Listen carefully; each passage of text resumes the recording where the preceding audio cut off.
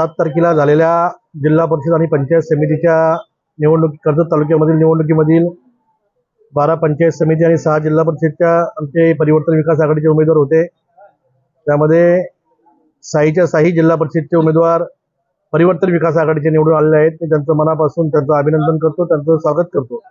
त्याचप्रमाणे 12 पंचायत समितीचे उमेदवार होते। 12 पंचायत समितीपैकी 10 पंचायत समितीचे उमेदवार आमचे निवडून आलेले आहेत। कर्जत तालुक्यात नव्हे तर जिल्ह्यामध्ये हा इतिहास झालेला आहे। आपण जर बघितलं असेल तर आपल्याकडे जी हुकुमशाही चालली होती, त्या हुकुमशाहीच्या कशा प्रकारे चपराक मारण्याचं काम त्या कर्जत तालुक्याच्या जनतेने केलेलं आहे, आपण सर्वांनी बघितलेलं आहे।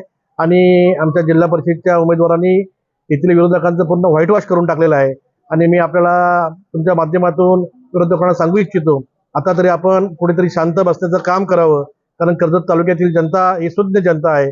आणि ही सुज्ञ जनता जो माणूस चुकीच्या पद्धतीने राजकारण करण्याचं काम करतो, जो माणूस चुकीच्या पद्धतीने इतर हुकुमशाही करण्याचं काम करतो, तेव्हा कर्जतच्या जनतेने त्यांच्या थोबाडात चपराक मारण्याचं काम या जनतेने केलेलं आहे, हे आपण पाहिलेलं आहे।